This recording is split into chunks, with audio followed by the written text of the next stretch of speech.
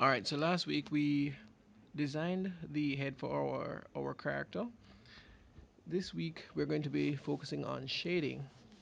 Now, let me just touch on the built-in shading mechanism here. Um, it's a pretty cool feature. As you can see here, it puts a light gradient kind of shading. These are the default settings for it. Now, let me just go in and play around with this a little bit more. When you double click on the layer and you go to the shadows tab, here you have the toggle the shadow direction. You can change the shadow direction. I'm turning it to 36 degrees thereabout, which is gonna put a shadow on like the top left side of the character's head. Let me just render and show you. So there you can see the light shadowing on the upper left corner of his face, as if the light is shining from below on his right side. Okay,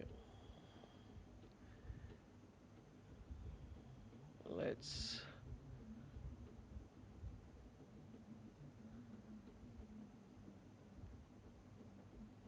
All right, so let's just keep playing around. I'm going to change the offset. This is the distance of the shadowing from the corner of the shape, and I'm going to just turn it up, so we're going to have more shadowing. There you see an increase in the amount of shadow. It's as if the light shining on his face from below is a little bit harsher. Let's change setting again, demonstrate the different properties.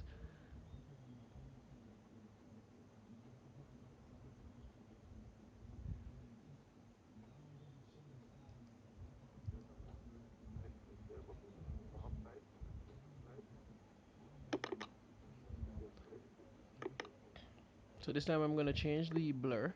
I'm going to reduce it, so we have less of a gradient and more of, a more solid looking shadow. As you can see here, it's a much more solid looking shadow, not as soft, making it seem as if light's even harsher, almost as if he's shining a flashlight up at himself, telling a scary story.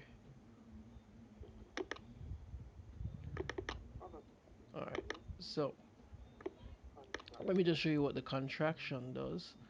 The contraction is pretty much like how much the shadow kind of bleeds over onto the face. As you can see, it's bleeding some more over onto the other side of his face, making it look even harsher. And it does kind of soften things a little bit. I hardly ever use contraction. There are circumstances where you can use contraction and it turns out really well. Which I'll show you later on, like if you want to give like a glowing effect. But yeah, but that's pretty much the automatic feature. It's a pretty good feature in my opinion. You should play around with it if you use the software. Um, I'm gonna just change direction just to give you guys another perspective.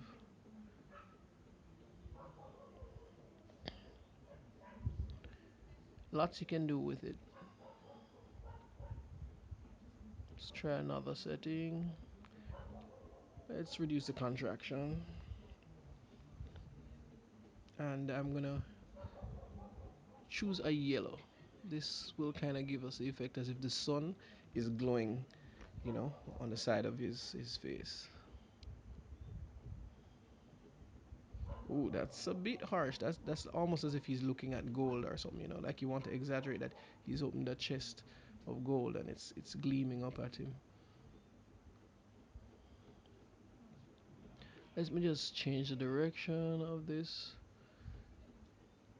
Put it as if the sun is shining over his right shoulder. And we're gonna increase the blur and reduce the offset. Alright, let's take a look at that. I see that's a nice looking glow, almost as if the sun is shining on his back.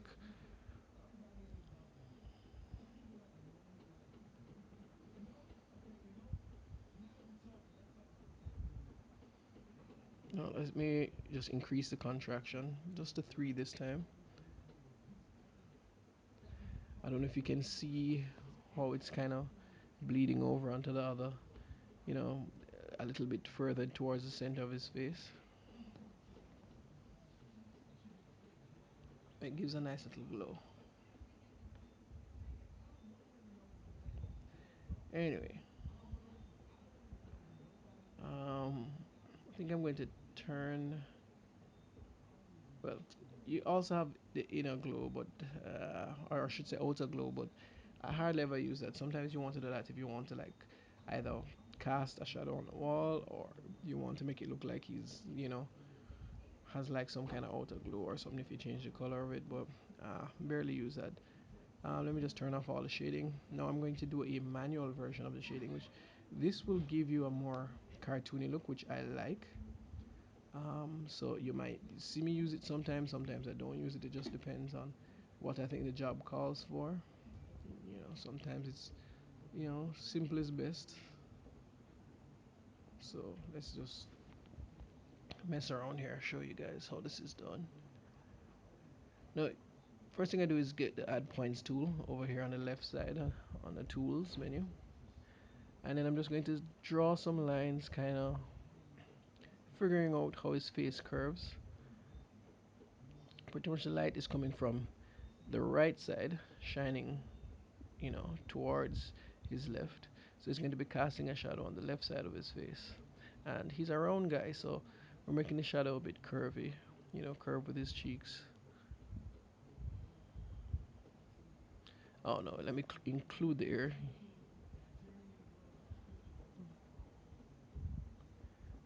And you don't really have to include the hair since the hair is already black.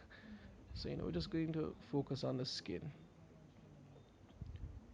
Just close the points, create a shape, and it's black, but we are fading it. We're gonna fade it out.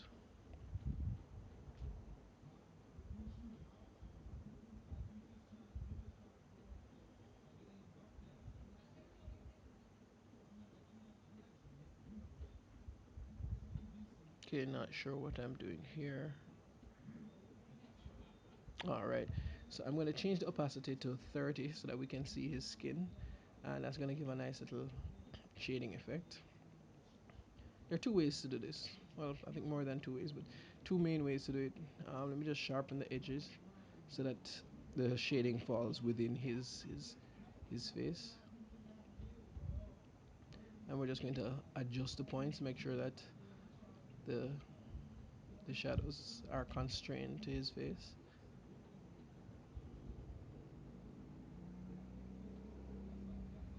Yeah, that looks good.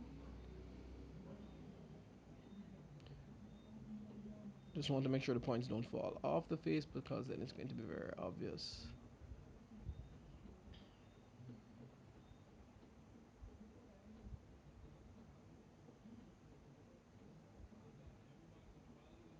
There. So you see what it looks like rendered. That's a nice look. I think the point by his cheeks a little bit sharp, so I'm gonna smooth that out. But you can see the cartoony effect that it has. That cartoony look. That two shade. No gradient thing. Just not saying you can't use gradient. You can actually use gradients with this method, and in some circumstances it works really well. But in this case, we're just using, a monotone. Let me just adjust the shape to kind of take more of the roundness. Yeah, that looks okay. You see the glow on that side kind of really emphasizes the fact that light's shining from that direction.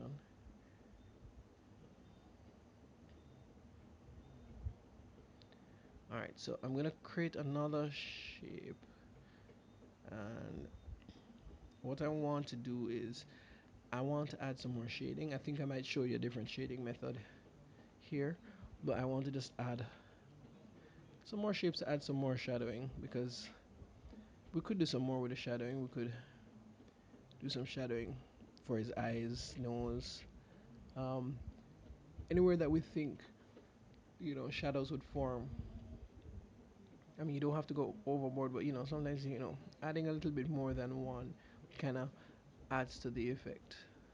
So what you just saw me do is adjust the transparency in the color picker, and this is the other way of doing it. So we want to do it for both the fill and the stroke. Or you could like turn the stroke off, up to you. I'm going to draw a circle around this eye.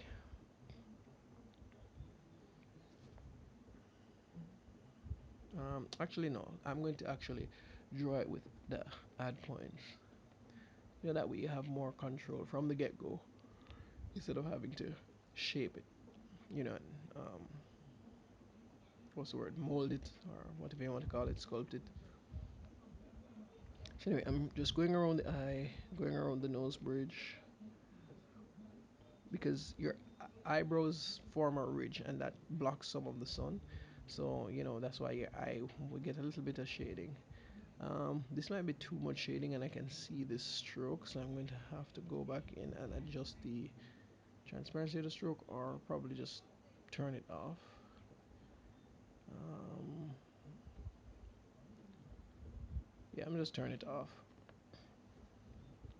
So there, that's a little bit smoother. Still looks like he has a black eye instead of shadowing, but I think that's because I'm stretching the shadow too much. But let me just duplicate this and put it over the other eye and flip it. Or I'll just drag the points.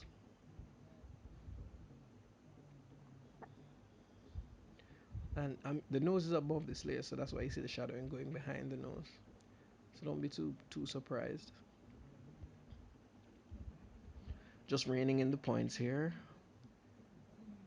Let me bring these points up a bit because his eye is on the same side as the light. I think some of his eye would be lit up, some of it would be shadowed. Like I think right under the ridge would be shadowed, whereas the other eye, because the nose bridge is actually blocking, more of the eye would be shadowed.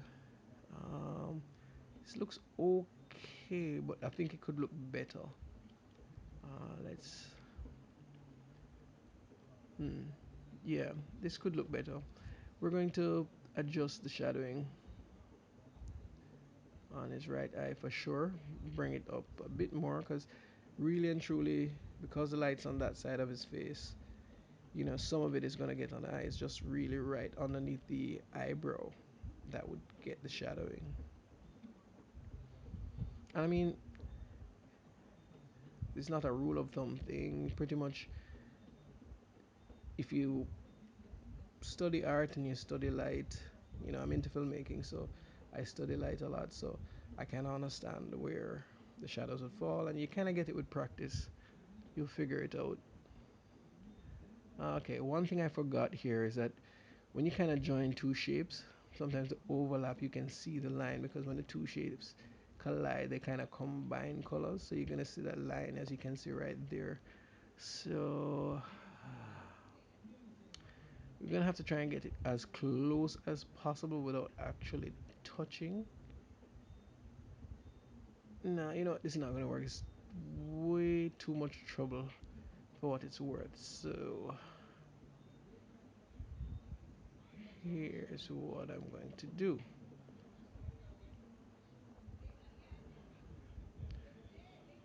Hmm.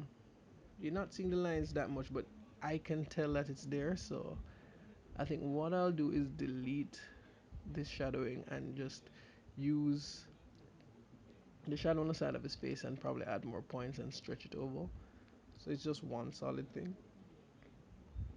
Makes it easy in animation later anyway. So yeah, so let's just get rid of that. And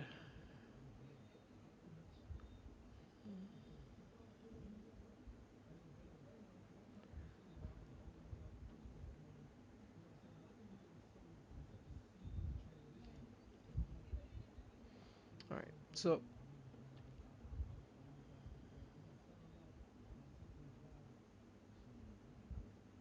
we're just going to stretch this across,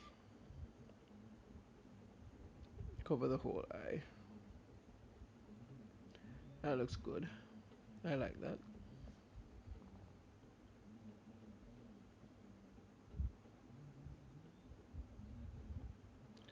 Let's just go for. Should I draw a shape or should I add points?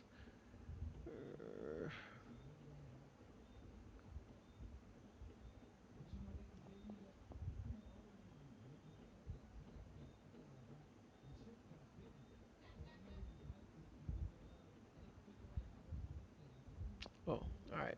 Yeah, this layer is already, what's the word? Some of the opacity has already been removed, so that's why I'm putting this back to full black, because I'm putting it on the same layer, so that it fades the same as the original shading on the left side of his face. So we're just going to apply this to above the eye, as I've been indicating earlier. I'm just going to shape it until it feels right.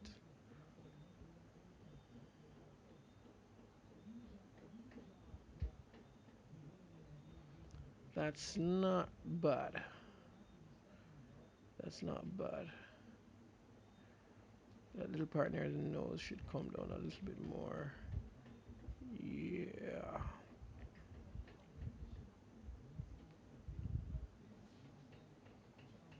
Yeah.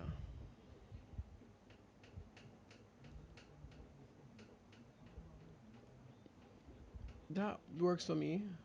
Maybe I bring the point in us a little bit closer to the nose so it's a little bit more seamless, but that pretty much works for me. This is pretty much how you shade in Anime Studio. At least my two favorite ways to shade.